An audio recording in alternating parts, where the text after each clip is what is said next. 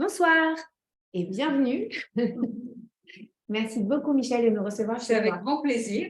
C'est avec grand plaisir. Ça nous fait super plaisir. Vraiment, merci beaucoup. Merci. Et que ta maison soit toujours remplie de joie, de simcha, de lumière de la Torah. Merci beaucoup. Et que tu puisses toujours recevoir des shiurim de Torah dans ta belle maison à Miami.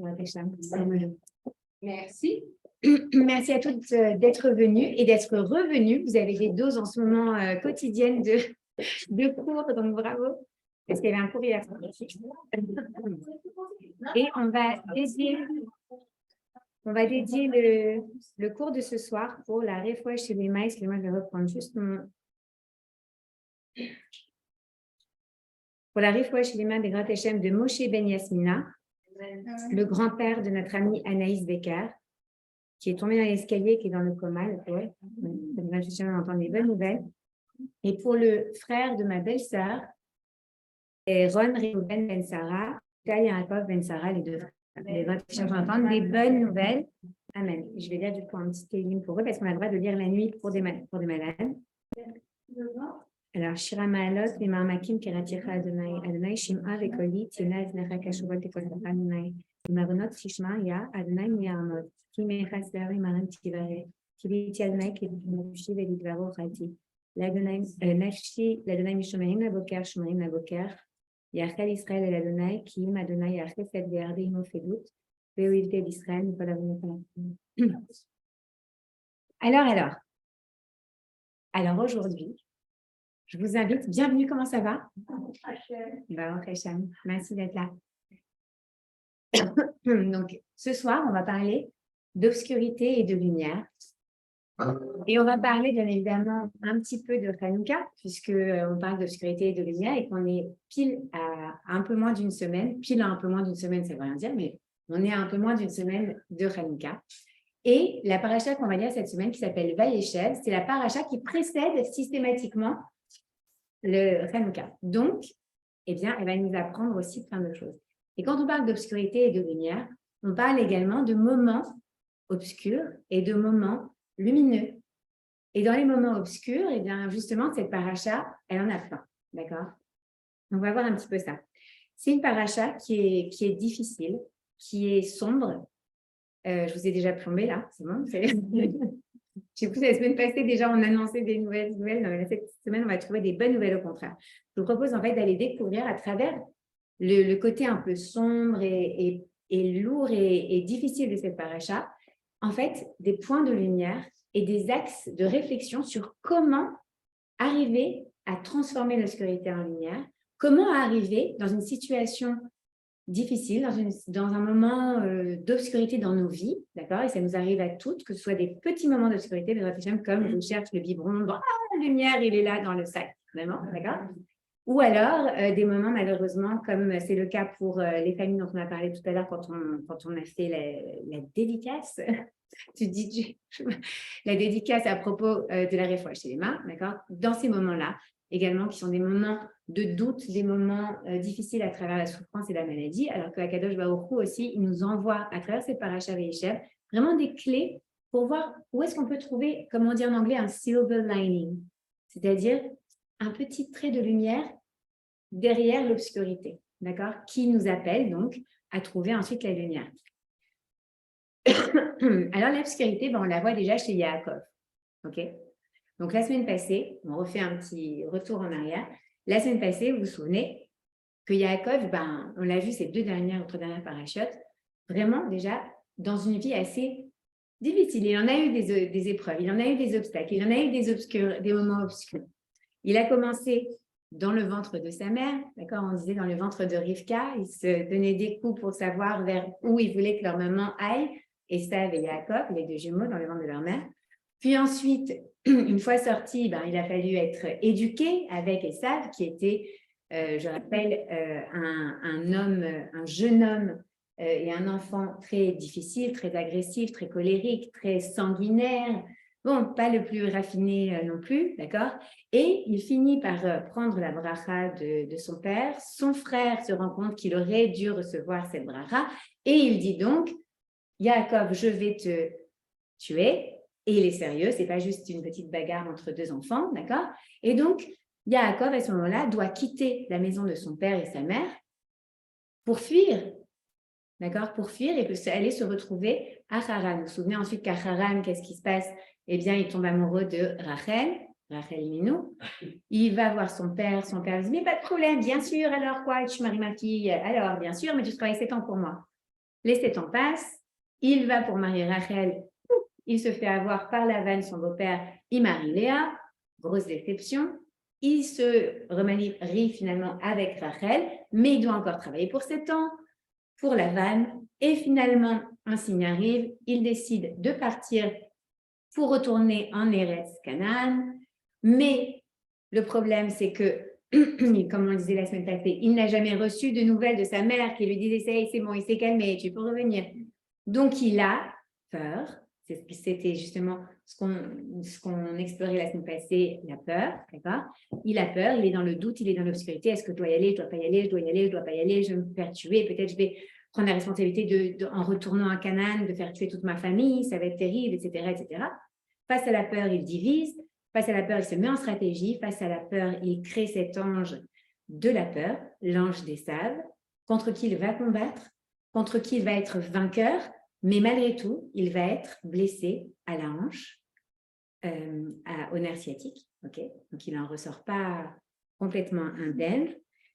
Et puis, il continue sa pérégrination jusqu'à Canaan, mais à l'entrée, à Bethléem, qu'il perd sa douce et tendre Rachel, qui meurt pendant l'accouchement de Binyamin.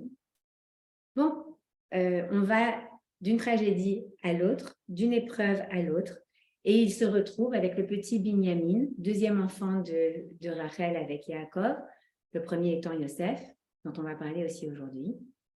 Petit Binyamin, un petit nouveau-né qui, malheureusement, est déjà orphelin de maman. D'accord? Donc, c'est lourd, c'est obscur, c'est pesant.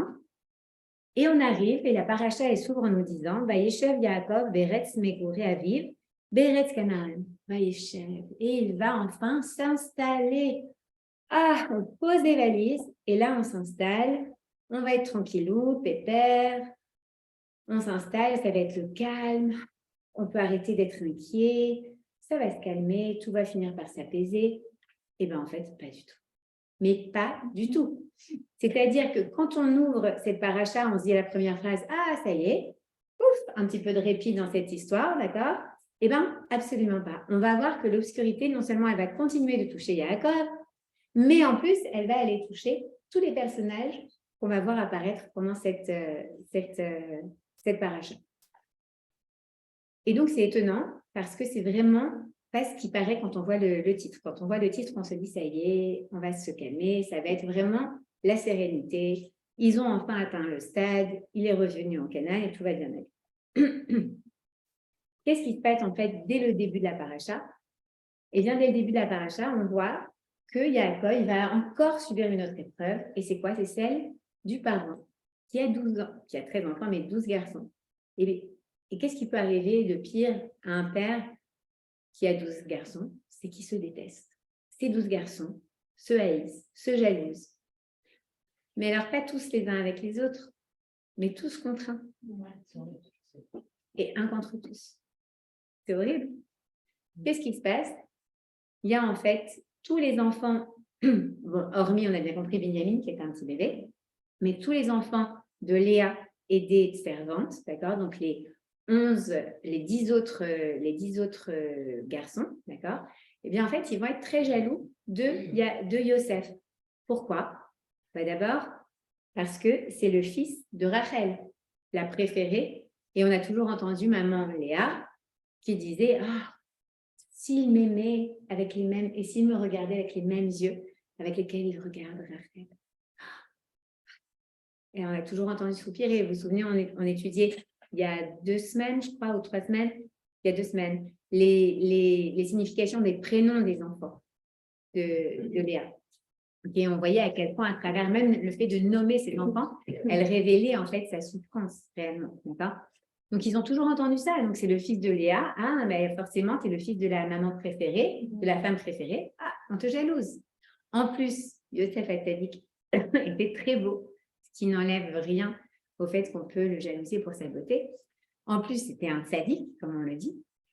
Il était chouchou de son papa, d'accord? Et en plus, il était un petit peu le rapporteur des histoires. C'est-à-dire que dès que les frères faisaient quelque chose que le père n'aurait pas dû savoir, selon les frères, voilà, c'est ce qu'il en fait, mes frères. Et Yosef, il allait raconter en fait tout ce qui se passait. Donc forcément, il n'était pas bien vu de ses autres frères. Okay, et en plus, il fait des rêves, et ces rêves viennent en fait témoigner qu'un jour, eh bien, toute la famille se prosternera face à lui, à Yosef. Alors ils disent, non mais alors là, vraiment, il manquait que ça, quoi.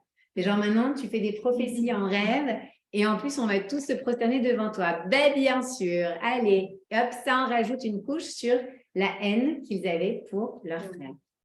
Et en plus du top de la montagne, qu'est-ce qui s'est passé? Il s'est passé que Yaakov, il aimait tellement Yosef qu'il lui a fait une tunique sur mesure. Quelque chose vraiment de magnifique et d'unique. D'accord? Et il a donné à Yosef comme son cadeau personnalisé, juste taillé pour toi. Parce que je t'aime, tu es mon amour adoré.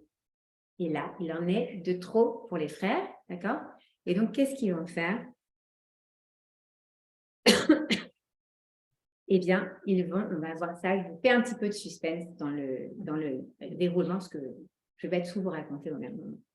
Donc, on a en effet Yaakov qui vit vraiment une grande obscurité. Un moment vraiment, vraiment très douloureux, s'il en est déjà depuis sa naissance. Okay, maintenant, on va voir qu'il y a un autre grand protagoniste de notre paracha qui va lui aussi vivre un moment très obscur, vraiment très étrange, où il va vraiment voir entre guillemets, presque salir son nom, c'est Yehuda. Alors Yehuda, c'est une des 12 tribus, les Yehudim dont nous descendons, c'est justement une des 12 tribus d'Israël, c'est un des 12 fils de Yaakov, puisque vous vous souvenez, Yaakov a pris le nom d'Israël la semaine passée. Okay, et qu'est-ce qui va se passer, Yehuda? Eh bien, en fait, Yehuda, il a en lui une très grande puissance. Il a en lui la puissance. D'ailleurs, qu'est-ce qui représente Yehuda? Le lion, exactement. Il a une grande puissance en lui. Et le lion, c'est quoi parmi les animaux? C'est le roi des animaux. Donc, c'est le leader des animaux. Yehuda, en lui, il a la puissance du leader. Vraiment, il a tous les attributs d'un leader. Mais le problème, c'est qu'ils sont en potentiel. C'est-à-dire qu'il faut maintenant qu'il aille lui-même les révéler. D'accord? Et il sent que ça titille, qu'il a envie d'être leader, mais est-ce qu'il va y arriver ou non? Et c'est là qui est c'est ça qui va être très difficile pour lui, parce que vous allez voir ce qui va se passer. Donc, qu'est-ce qui se passe? On a dit que tous les frères de Yosef sont jaloux de lui, et ils vont décider, quoi? D'aller le tuer. Bah oui, comme ça, on s'y perd d'un petit problème, tout va bien aller, ça y est, si on tue le problème, il n'y a plus de problème. Ok?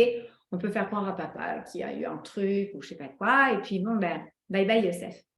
Sauf que Yehuda, à ce moment-là, il dit non, mais attends, en tant que leader du peuple juif, d'accord, il se dit, mais c'est pas un truc digne de nous, ça. On est des tzadikim. On n'est pas en train de parler d'une bande de voyous.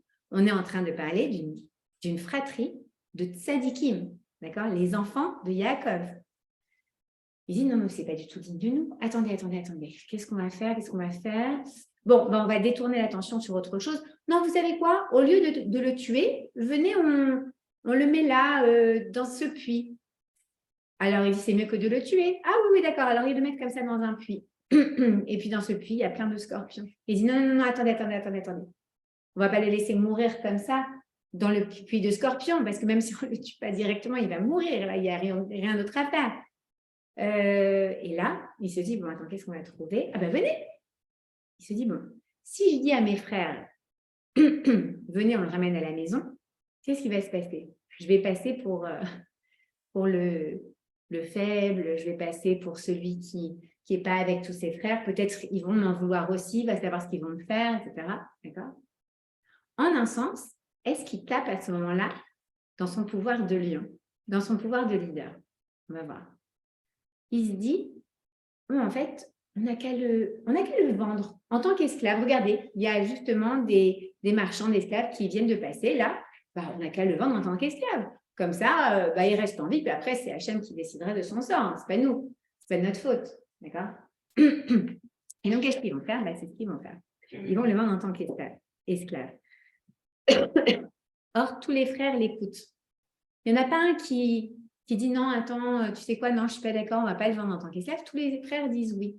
Et la Torah, d'ailleurs, nous dit que, le Midrash, nous dit que s'il avait dit ça à ses frères, venez, on le ramène à la maison, ses frères aussi, ils auraient dit oui. Et en fait, c'est peut-être justement ce qu'il aurait dû faire. On est tous dans des moments où, en fait, il faut qu'on prenne nos responsabilités. Mais est-ce qu'on est capable de le faire? Parce qu'une responsabilité, ça va aussi avec certaines contraintes. D'accord? C'est que si je prends ces responsabilités-là, si je prends ce titre, ce privilège de leader, de l'autre côté, il faut que j'assume. Il faut que j'assume tout ce qui va avec. D'accord? Et parfois, on s'est retrouvé dans ces situations où on a envie de stand up for ourselves et de dire, de se mettre, comment est-ce qu'on dit en français? Un meneur, voilà, ok, de se mettre soi-même, de se défendre soi-même, d'accord? Par exemple, tu sais quoi, oui, maman, j'ai décidé de faire Shabbat. Oui, c'est vrai. J'ai décidé de faire Shabbat, mais ce n'est pas pour autant que je remets en question notre relation, notre famille, moi je vous aime, etc. Peut-être qu'on a fait des choix d'aller vivre aux États-Unis. Comment ça, tu vas me quitter, mais je suis vieille, tu ne vas pas m'abandonner là-bas à Paris, attends que je meure pour partir. Ma grand-mère m'avait dit ça. Attends que je meure pour partir. Je dis, mamie, arrête, c'est horrible. D'accord? Il y a un moment où oui, il faut accepter et assumer ses choix et assumer qui on est à l'intérieur. D'accord? À ce moment-là, Yehuda, il n'arrive pas encore à aller assumer ce lion qui est en lui, ce leader qui est en lui. D'accord? Et qu'est-ce qu'ils font du coup? Ils ramènent la fameuse, donc ils vendent Yosef à des marchands d'esclaves, en tant qu'esclaves, et ils se disent, qu'est-ce qu'on va faire? On va rentrer à la maison, qu'est-ce qu'on va dire à papa? Bon, attends, on va monter une histoire.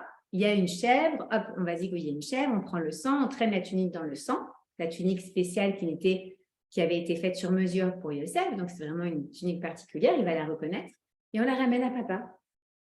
Et il va comprendre ce qui s'est passé. D'accord? Et donc, c'est ce qui se passe. Et à ce moment-là, qu'est-ce qui se passe? Encore quelque chose qui va ajouter de la tristesse, qui va ajouter de la noirceur et de l'obscurité à Yehuda. En faisant ça, il crée une immense tristesse chez leur père Yaakov. Yaakov tombe dans une tristesse telle, imaginez, il croit que son fils est mort, il tombe dans une tristesse telle qu'il ne va plus avoir de prophétie. Pourquoi? Parce que la tristesse, qui est l'énergie contraire de la simra, elle déconnecte. Elle déconnecte avec Hachem. Quand on est triste, on se déconnecte. On déconnecte on coupe des canaux entre notre Neshama et Akadosh Baruch Hu. Je présente souvent le lien pour qu'on imagine notre relation avec Hachem comme une sorte de montgolfière. On a la nacelle, d'accord, et on a le ballon d'air chaud. Le ballon d'air chaud, c'est Hachem, et nous, on est sur la nacelle. Pour que la nacelle, elle suive Akadosh Baruch Hu, qu'elle s'élève comme ça vers Hachem, qu'est-ce qu'il faut? Il faut des cordes. Et plus on a de cordes, et plus la nacelle, même si on est lourd, même si on est pesant, même si tout ce qui fait, la nacelle, elle s'élève de toute manière. À chaque fois qu'on fait une mitzvah, c'est comme si on ajoutait une corde. À chaque fois qu'on est dans la simcha, c'est comme si on ajoutait une corde. Hop, on a une centaine de cordes qui soutiennent cette nacelle. Lorsqu'on est triste, lorsqu'on pleure, et pas qu'on pleure parce qu'on demande à Kadosh Baruch Hu de nous aider, là c'est des pleurs de connexion avec Hachem, mais quand on pleure parce qu'on est dans la tristesse et qu'on se laisse envahir par l'obscurité de la tristesse qui pèse, c'est comme si on coupait plein de ces cordes. D'accord? Et que du coup, la nacelle, elle est beaucoup moins facilement rattachée à Hachem. D'accord? Donc, c'est ce qui se passe. Il sombre dans une forme d'obscurité. Et le pire, c'est qu'à ce moment-là, ses frères se rendent compte qu'il aurait pu sauver Yosef, mais qu'il ne l'a pas fait. Lui, il avait la force du lion d'aller dire, vous savez quoi, non, non, non, on va pas le tuer, on va pas le vendre. Allez, venez, on rentre avec lui et c'est fini. Mais il l'a pas fait. Et du coup, en fait, il perd non seulement l'estime de ses frères, mais il perd même l'estime de soi. Il est dans l'obscurité la plus totale. Plus d'estime de lui, plus d'estime de ses frères. Plus de frères. Yosef est parti, il ne sait même pas où il imagine la culpabilité. Son père dans la tristesse. Bon, bref, la folie. Ça, c'est Yehuda. Et pour ajouter un petit peu d'obscurité encore, parce que c'est comme si ce n'était pas assez, d'accord? Qu'est-ce qui se passe? Il se passe une histoire avec les 3 fils de Yehuda. Yehuda, il avait 3 fils. Le premier fils, se marie à une femme splendide, Tamar. Tamar, une jeune femme formidable, très très belle. T'es bien assise, Alice? T'es sûre?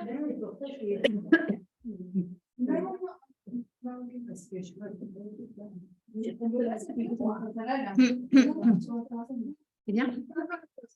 Alors, Tamar, elle est vraiment splendide. C'est une très très belle femme. Et elle est mariée avec un des fils de Yehuda qui s'appelle Et puis, il dit, mais elle est tellement belle, je vais quand même pas faire des enfants avec elle. Pourquoi? Parce que j'ai pas envie que son corps, qui est parfait comme ça, ne s'abîme à travers les vergitures, c'est pas parfait, hein, à travers les vergitures, le poids, ensuite l'allaitement, le truc. Non, je veux qu'elle reste parfaite telle qu'elle est. Et donc, il s'arrangeait pour qu'intimement, eh bien, il ne la mette pas enceinte. Et Dieu le punit de ça et il meurt. Paf. Qu'est-ce qui se passe quand un des frères meurt et qu'il n'a pas eu d'héritier? Alors, à l'époque, il y avait une loi qui s'appelait le Yiboum, qui était qu'en fait, le frère de ce monsieur qui est décédé devait épouser sa femme pour donner un héritier à son frère décédé. Et donc, lui-même, ce Onen, le deuxième fils de Yehuda, le frère de eh bien, il va épouser Tamar. Sauf que Onan, pour ceux qui parlent en français et qui connaissent ce mot de onanisme, d'accord? Vous n'avez jamais entendu parler? Bon, je vous expliquerai après hors caméra. C'était également un grand esthète apparemment. Et il trouvait Tamar tellement belle qu'il faisait en sorte de ne pas avoir de possibilité de lui accorder sa zéra pendant leur intimité. Et donc, elle ne tombait jamais enceinte. Et encore une fois, eh bien, Hachem le punit. Deuxième fils de Yehuda qui meurt. Yehuda, il en a gros sur la patate, comme on dit en français, d'accord? C'est vrai. Attends, tout ce qui s'est passé avant, déjà c'était l'obscurité, les responsabilités, le guilt, la culpabilité, etc., etc. Et maintenant, 2 enfants meurent comme ça d'un seul coup. Mais qu'est-ce qu'elle a, cette Tamar? Elle a l'âge commun ou quoi? C'est quoi son truc? D'accord? Alors, il se dit, waouh, maintenant il y a une autre loi. C'est qu'il a un 3e fils, Sheila. Mais il est petit. Alors oui, il y a l'obligation du hibou, bien sûr, encore une fois. Mais écoute, il est trop petit pour se marier. C'est un enfant. Tamar, il va falloir que tu attendes. Que tu attendes, que tu attendes. OK? Et du coup, la pauvre, Tamar, patiemment, elle attend. Parce qu'elle ne peut pas se remarier. Elle est promise à ce Sheila. Et elle attend. Mais quand il finit par grandir, qu'est-ce qui se passe? Le père lui dit, mais attends, je lui ai déjà donné un 1er fils, il est mort. Un 2e fils, il est mort.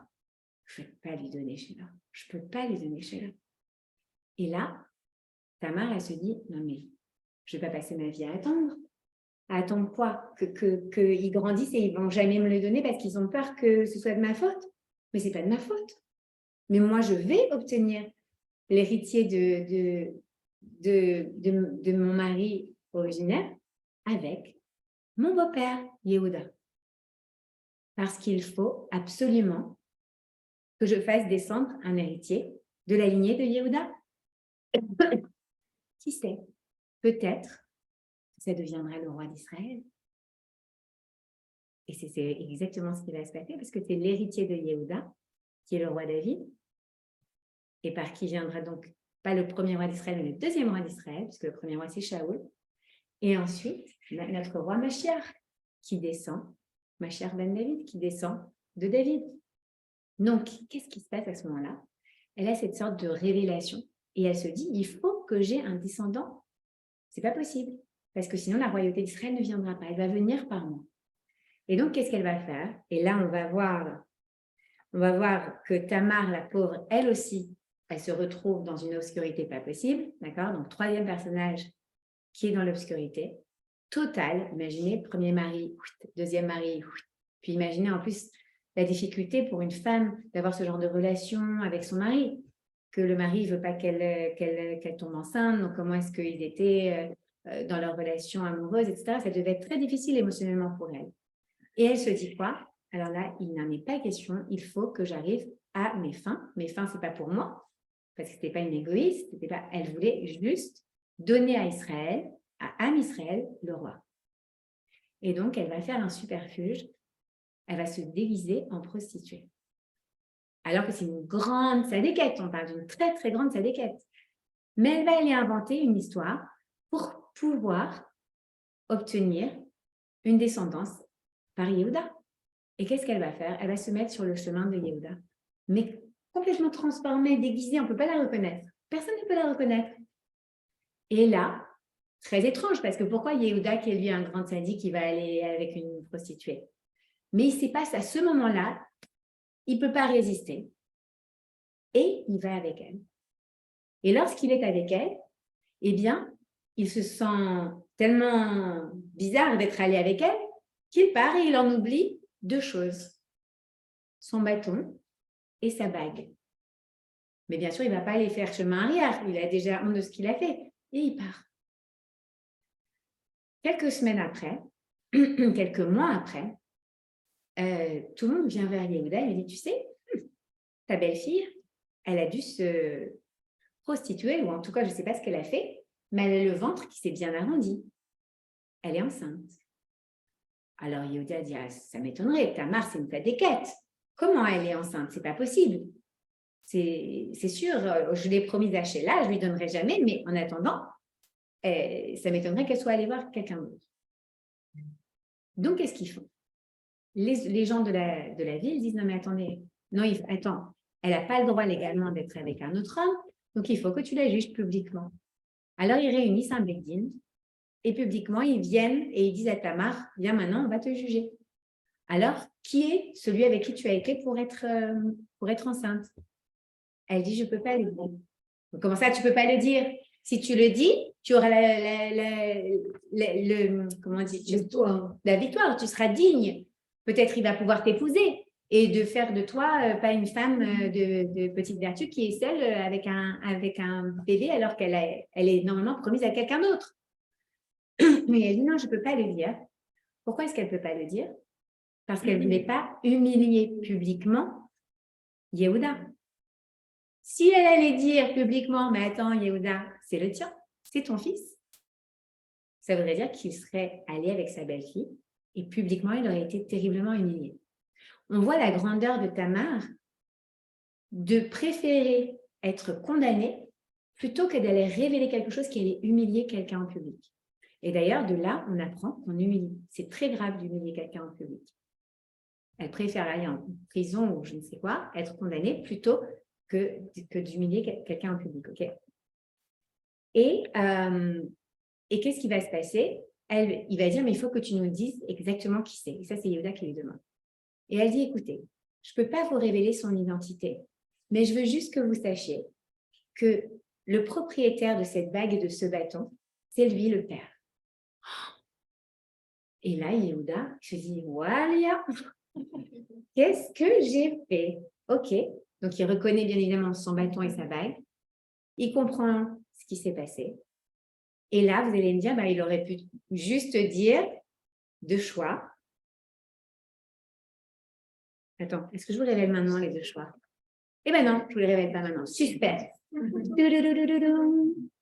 Donc, il a deux choix devant lui. Soit il avoue, soit il n'avoue pas. Mais on verra ça au prochain épisode. Parce que maintenant, je vais vous parler de quelqu'un d'autre. C'est Yosef. Parce qu'en parallèle de tout ça, donc on a eu Yaakov qui est dans l'obscurité. On a eu Tamar qui est dans l'obscurité. On a eu Yehuda qui est dans l'obscurité. Mais attendez, ce n'est pas fini. Il y a encore des galères supplémentaires qui arrivent parce qu'en parallèle de tout ça, qu'est-ce qui s'est passé avec Yosef? Il a été vendu en tant qu'esclave. Vous imaginez, le prince Yosef, vendu en tant qu'esclave. Il arrive en Égypte et il se retrouve dans une maison, la maison le palais d'un ministre de Pharaon, de Paro, qui s'appelle Potiphar. Et là, qu'est-ce qui se passe? On peut se dire, bon, ben, il a un esclave, qu'est-ce qu'il va faire? Il va, je sais pas, nettoyer le sol jusqu'à ne plus en pouvoir à la fin de la nuit, etc. Et en fait, non, qu'est-ce qui se passe? Potiphar, il dit, tiens, cet esclave, tout ce qu'il fait, il le réussit bien. Alors, il va lui donner au fur et à mesure des tâches un petit peu plus importantes. Et au fur et à mesure, il se rend compte que vraiment, cet hébreu-là, ce Yosef, d'ailleurs, vous noterez qu'on a vu il y a quelques semaines, mais Yosef, c'est la deuxième personne qu'on dit Ishivri, que c'est un hébreu, un homme hébreu, après Abraham, d'accord? Et on va voir justement pourquoi aujourd'hui. Eh bien, cet hébreu, il arrive à toucher quelque chose et ça se transforme en or. Il doit, et vous avez vu que les pharaons ou les Égyptiens, en tout cas, ils reconnaissaient aussi la puissance d'Akadosh Baruch Hu et d'Akadosh Baruch Hu à travers le service que les Hébreux faisaient à Dieu, à notre Dieu.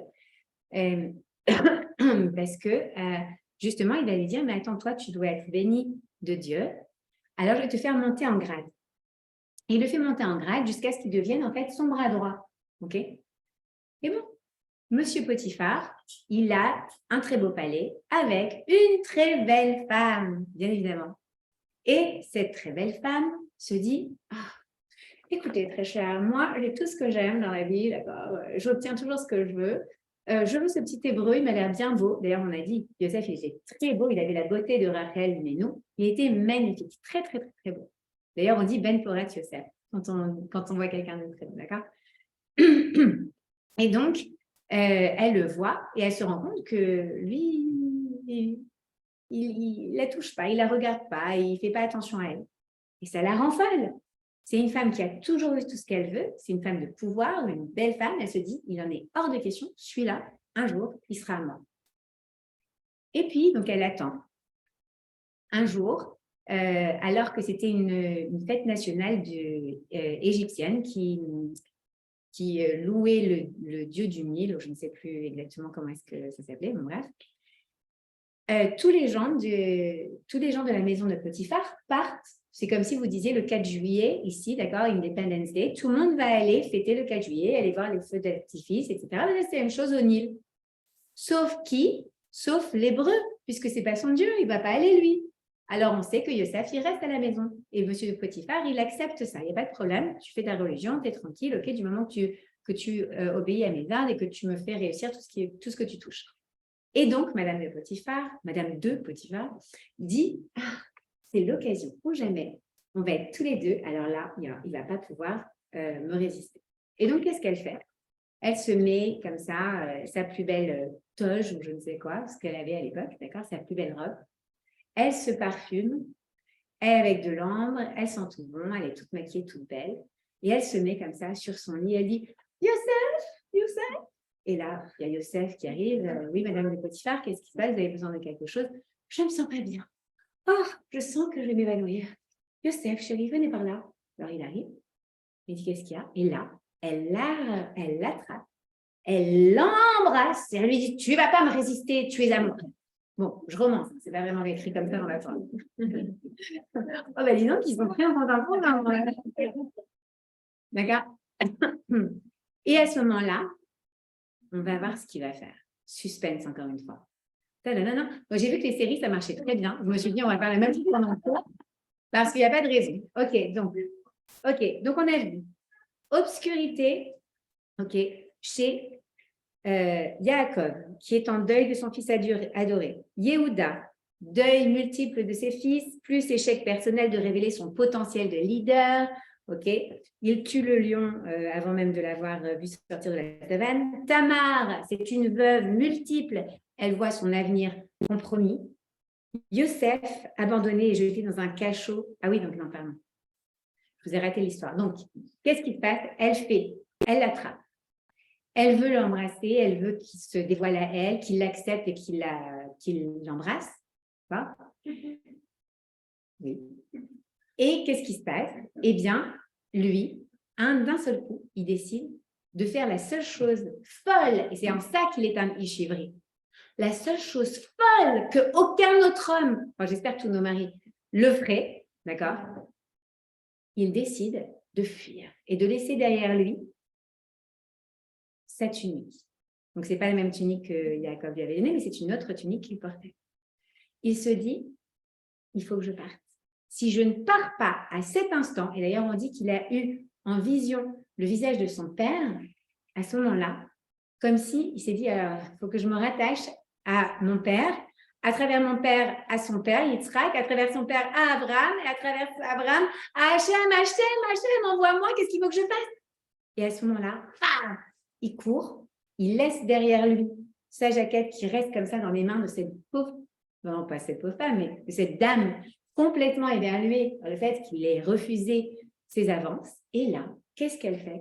Elle se met à déchirer ses vêtements et à dire « Au secours, au secours !» Qu'est-ce qui s'est passé? Quelqu'un a voulu abuser de moi. Il m'a violentée physiquement. Qui c'est? Regardez. Et là, il voit la tunique de l'hébreu, Yosef. Et Yosef est alors jeté en prison. Et là, on fait pause, donc suspense. On a donc ces 4 personnages qui sont tous dans un moment d'obscurité la plus terrible. Le deuil, le manque de révélation de son potentiel, un avenir compromis pour Tamar et l'injustice. L'injustice. C'est-à-dire qu'en fait, on a 4 configurations d'épreuves dans lesquelles on peut toutes se retrouver. On a toute une épreuve qui peut se retrouver dans un de ces 4 personnages. La Torah vient nous dire, regarde, tu vois toutes les épreuves, tu vois toute cette obscurité, t'en fais pas. Dès qu'elle met la pub et qu'on revient à l'émission, tu vas avoir la clé avec laquelle on va pouvoir révéler la lumière dans cette obscurité. Ok. Alors, qu'est-ce qui se passe? La pub, ça va être sur Hanouka. Ok. On va faire une petite pause publicitaire. Alors, Hanouka, c'est donc dans 6 jours. Ok. Et qu'est-ce qu'on fait à Hanouka? Ouais. On mange. Ah, dimanche. J'ai compris, on mange. Oui, parce qu'on mange aussi à Hanouka.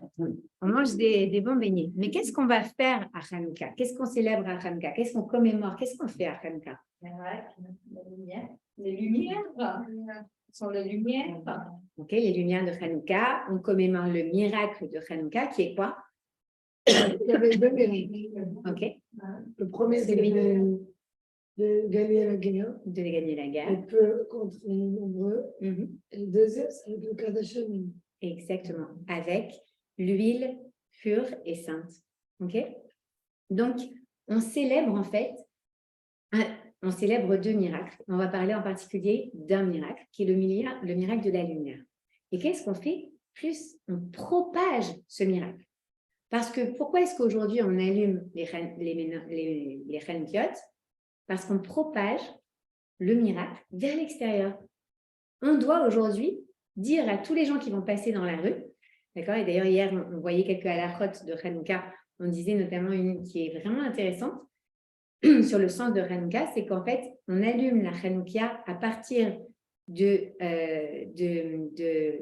après la Shkia, d'accord? Jusqu'à quand? Jusqu'au moment où dans ta rue, il n'y a plus de passants, la nuit. C'est incroyable. Après ça, on peut l'allumer, mais plus avec la bracha. Bon, toi, il n'y a pas beaucoup de passants de toute manière dans ta rue. C'est ça. Mais c'est intéressant. Ça veut dire que vraiment le but de Hanouka, puisqu'on peut le faire avec la bracha que pendant cette fenêtre de temps-là, c'est vraiment de propager cette lumière vers l'extérieur. C'est que le monde, les gens qui vont passer, ils se disent « Ah, regarde cette menorah. T'as vu? Ah, ben ça nous rappelle l'accomplissement d'un miracle. » Ok. Alors maintenant, j'ai envie de vous projeter, essayer essayez de vous souvenir, et vu certains films qu'on peut voir, ou certaines images qu'on peut voir virtuelles aujourd'hui à travers des séries, des films, des scènes de guerre, ou même malheureusement certaines scènes qu'on peut voir dans les actualités ouais, dans les informations, oh là là. En Ukraine, merci beaucoup, j'ai un trou, merci.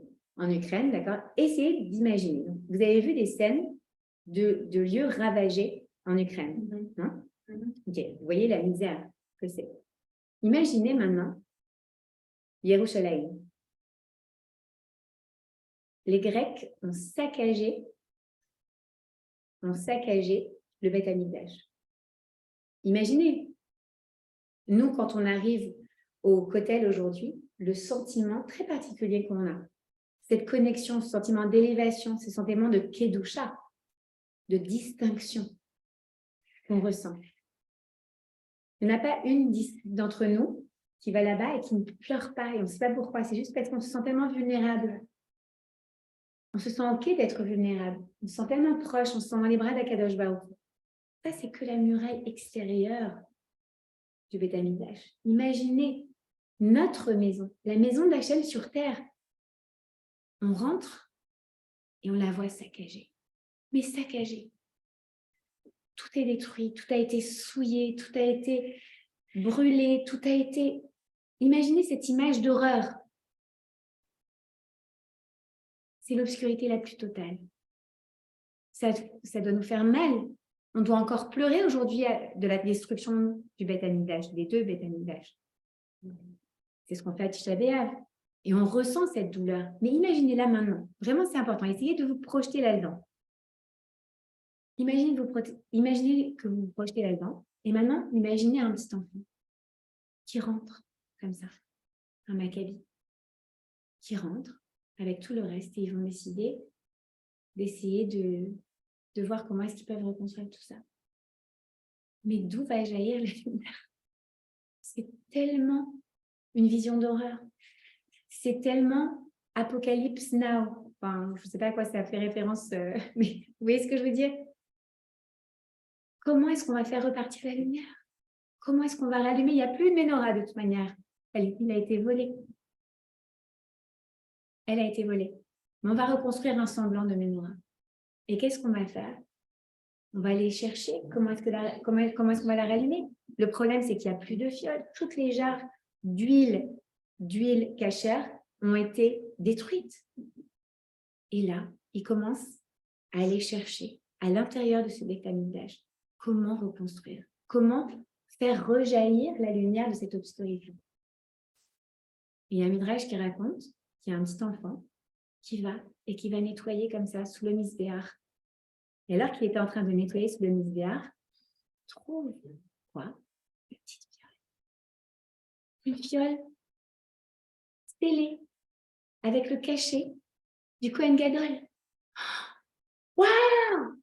Regarde! Je sais d'où elle va venir la lumière. La lumière, elle va venir parce qu'on est allé chercher à l'intérieur du Beth Amikdash et qu'on a trouvé cette fiole. À l'intérieur de l'obscurité même, on a trouvé cette fiole. À l'intérieur de la personne qui est blessée, qui est détruite, qui est dans l'obscurité, c'est là qu'on va trouver la fiole. Mais cette fiole, seule, qu'est-ce qu'elle vaut? Rien. Elle vaut rien. C'est pas la fiole qui est... C'est un début d'espoir, mais c'est pas ça. Qu'est-ce qu'il faut faire ensuite? Un miracle. Et qui est-ce qui va nous amener le miracle? C'est Hachem. Donc, la clé, en fait, la clé pour faire jaillir l'obscurité, c'est quoi? C'est d'aller regarder à l'intérieur de nous, d'aller chercher à l'intérieur de nous. Parce qu'Hachem, il a mis quelque chose d'extraordinaire à l'intérieur de nous. Une fiole d'huile cachère. Notre Neshama. Notre Neshama, c'est un potentiel d'une flamme qui peut briller au-delà de les doigts de la nature, c'est-à-dire donc de manière miraculeuse. C'est d'elle que va jaillir cette lumière qu'on attend tellement dans des moments d'obscurité, dans des moments de difficulté, dans des moments d'attente. C'est en regardant à l'intérieur qui on est Et on va voir pour chacun de ces personnages qui ils sont et quelle force ils ont en puissance. Et ensuite, en connectant cette Neshama à Akadosh Baruch Hu, à sa source, on fait venir la lumière dans nos vies. C'est exactement ça, Hanouka. Et c'est exactement cette paracha. Et c'est parce que cette paracha, elle vient au moment de l'année où c'est le plus sombre, comme ça, qu'elle vient nous expliquer en fait la clé. Alors, où est-ce que on va voir ces points de lumière? Eh bien, ces points de lumière, on va les voir dans les réponses que les précédents personnages qu'on a cités tout à l'heure et qui sont toujours en attente dans leur obscurité. Alors, Tamar, comment est-ce qu'elle va faire? Comment est-ce qu'elle va répondre? Eh bien, elle va agir, première chose. Elle va agir, mais pas en son nom à elle. Elle va agir, elle va faire sa ishtadlut au nom d'un projet dont elle est en effet la graine originelle, d'accord? Et par qui la royauté doit passer. Ce projet de royauté, c'est finalement en elle qu'elle le trouve et elle va trouver la force, parce que c'est un courage incroyable, pour aller se déguiser, aller et séduire son beau-père. Utiliser quoi? Ce corps qu'Hachem lui a donné, qui était très beau et qui a valu à ses précédents maris de mourir tellement qu'ils ne voulaient pas l'abîmer. Elle va utiliser ce corps pour être un cli pour la lumière qu'Akadosh Baruch Hu va lui amener. À travers pourtant quelque chose de très obscur. La prostitution. Comment c'est possible? Certains commentateurs expliquent que l'âme de David Améler, elle était tellement spéciale que si on réfléchit au cheminement pour qu'il vienne dans ce monde, s'incorporer dans un corps, c'est miraculeux. On fait un petit aparté de 2 secondes, de 1 minute. Mais déjà, c'est Adam Arishon, quand il va connaître l'âme de David Améler, qui va dire pardon, je devais vivre 1000 ans, je vais donner 70 ans de ma vie pour que David Améler puisse vivre. Et d'ailleurs, David Améler va vivre 70 ans. Pardon. OK. Ensuite, ça va passer par la prostitution. Comment c'est possible? Et ensuite, par la conversion, par Ruth. D'accord? C'est incroyable tout ce qui s'est passé pour que l'âme de David Améler vienne dans ce monde. Bon, on revient parce que ce n'est pas notre sujet d'aujourd'hui, on verra ça peut-être pour Shavuot, Bezrat Hashem. En tout cas, réponse de Tamar, elle se déguise en prostituée, comment? Justement en comprenant que si elle a ce corps, ce n'est pas pour rien, c'est dans un certain projet. Parce que oui, elle va devoir séduire avec ce corps. Et pourquoi? Pas pour elle, pas pour un truc vain, pas pour... non, pour un projet qui est là pour le monde entier, pas que pour Am Israël. Quand Mashiach va venir, c'est une révélation pour le monde entier, pour toute l'humanité. D'accord? Donc Tamar, elle refuse un autre truc, elle refuse d'accuser Yaakov. Pourquoi? Elle va aller chercher encore sa grandeur et son côté royal. C'est une reine qui est capable de faire ça, qui est capable de se sacrifier. On l'a vu pour Esther, à Malka. Une reine est capable de se sacrifier pour éviter à d'autres de souffrir ou d'être humiliés. C'est quelque chose d'immensément digne, d'accord? Donc encore une fois, on voit qu'elle est puisée à l'intérieur d'elle-même, dans le fin fond de sa neshama, pour trouver la force. Et c'est cette force qui va révéler sa lumière, ok? Et elle va, ça c'est la réponse de Tamar. Donc, en allant chercher en elle la royauté potentielle, le fait de ne pas faire honte, elle va faire jaillir la lumière et elle va faire finalement résoudre son problème. Et son avenir va revenir, va être lumineux et il n'y a plus de problème. Elle sort de toute cette épreuve. Yehuda, on disait quand on l'a laissé tout à l'heure, Yehuda, il se trouvait devant 2 choix justement. C'était soit il disait rien, il ne reconnaissait pas que c'était son bâton et sa bague, il ne perdait pas la figure, comment est-ce qu'on dit? Il ne perdait pas la face devant tout le monde, devant le public, mais En revanche, il ne tapait pas du tout dans son rôle de leader, dans son rôle de lion, dans son rôle de leader de la communauté. OK? Et surtout, l'essence de Yehuda, qu'on voit dans son nom, Odara, c'est quoi? C'est la reconnaissance.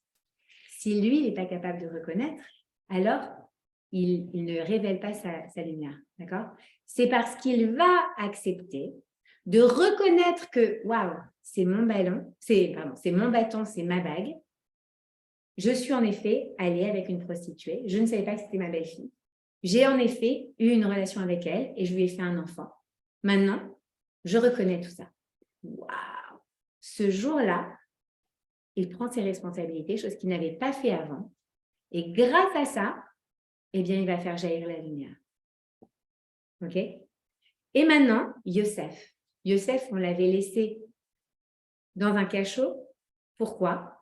Parce qu'il avait accepté, il avait le courage de ne pas se laisser séduire par Madame Potiphar. Et le terme qu'utilise la Torah pour nous dire qu'il a fui, c'est Vayanas Vayetse Achotza. Et il a vraiment fui. Dans le mot Vayanas, il y a le mot Nes. C'est la même origine que le mot Nes. C'est-à-dire qu'en fait, il a pris son corps et il en a fait un miracle. Carrément, il s'est dit, mais attends, c'est avec tout mon corps que je dois faire un miracle. À ce moment-là, il n'y a rien d'autre. Si je ne pars pas en courant, c'est fini. Et donc, qu'est-ce qu'il va faire? Eh bien, il va aller voir à l'intérieur de lui quelle est sa fiole, sa petite fiole, quelle est sa force, quel est son potentiel. Et nous aussi, on a toutes en nous cette petite fiole qui n'attend que d'être révélée. Ce potentiel qu'Hachem nous a mis, qu'on peut deviner à travers ces petites voix qu'on a parfois qui nous dit « Mais vas-y, fais ça, allez, regarde, tu vois bien, c'est ça que tu as au fond de ton cœur. » Cette âme divine qu'on a en nous et qui nous parle, vous savez, vous l'entendez parfois? Même s'il y a l'autre âme qui nous dit « Eh oh, ça va, attends, ça fait beaucoup d'efforts, on ne va pas trop en faire. Ou ça ne va pas, tu ne vas quand même pas t'humilier pour, tu ne vas quand même pas avoir perdre la face pour. » D'accord? Cette âme divine qui est en nous, cette Neshama qui est en nous, elle attend qu'une chose, c'est qu'on la révèle. Akadosh Baruch Hu, il nous dit cette semaine, à travers toutes les épreuves, tu as le potentiel, tu as l'opportunité d'aller chercher en toi le potentiel et de le révéler et de faire briller ton unique lumière. On a toute une lumière qui est différente les unes des autres. Et Hachem, il veut quoi? Il veut qu'on soit comme un shamash. Non seulement on s'allume soi-même, mais qu'on aille allumer aussi les autres. Et ça, c'est le Rabbi Milubavitch qui nous disait, le rôle d'un Yehudi, c'est quoi?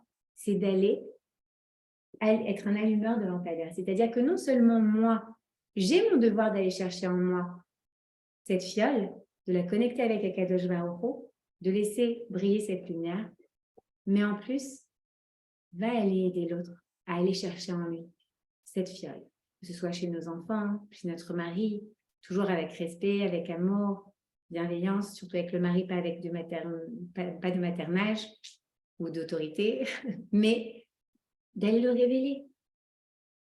Tellement ça, en fait, le message de cette paracha et de Hanouka. Voilà. Merci. Hein. Alors, merci à toi de nous avoir reçus. Merci beaucoup. Et qu'Hachem nous permette, voilà,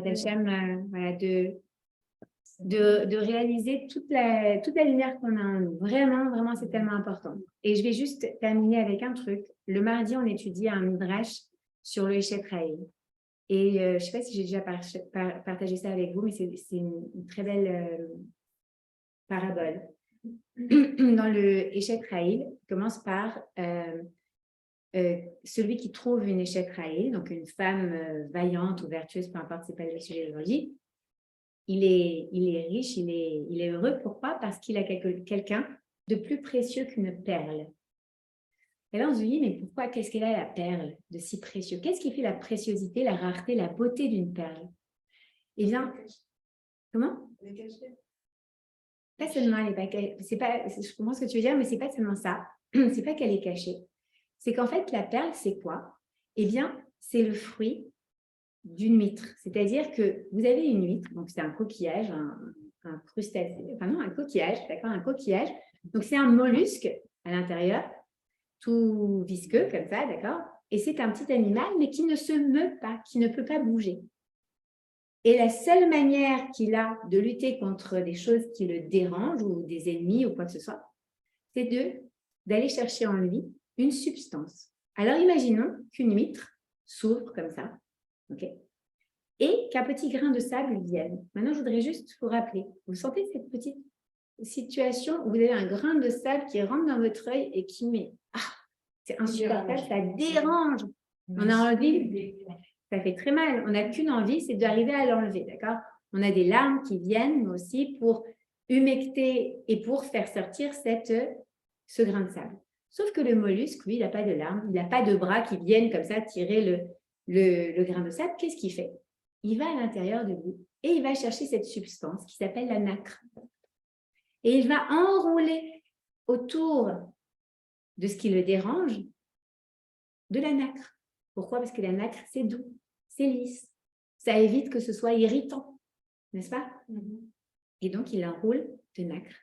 Et à chaque fois que ça le dérange, à chaque fois qu'il vit une épreuve, il l'enroule et il va chercher à l'intérieur une nouvelle substance de nacre, une nouvelle dose de nacre qui vient.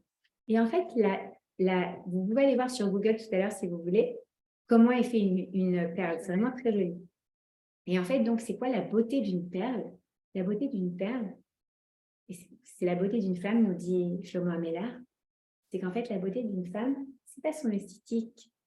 La beauté d'une femme, c'est la manière dont elle a réussi à faire face à chaque épreuve. Et la beauté d'une personne, c'est en réalité toutes les qualités qu'elle a su développer à travers chaque épreuve, à travers chaque moment d'obscurité dans sa vie. On n'a pas de la nacre, mais on a du courage. On a de la volonté. On a de la persistance. On a de l'intelligence. On a de la compassion. On a des émotions. On a de l'amour pour l'autre. On écoute. On a tellement de qualités qu'on a développées quand? Dans des moments où on avait besoin de développer, d'aller chercher en nous qu'est-ce que j'ai pour face à cette horreur-là qui m'arrive. Qu'est-ce que je peux bien faire? Attends, hop. J'ai cette fiole-là. La fiole du courage. La fiole de la patience. La fiole du laisser, to let go, du laisser aller. Ok? C'est ça la beauté de la perle. Et c'est ça la beauté de Hanouka.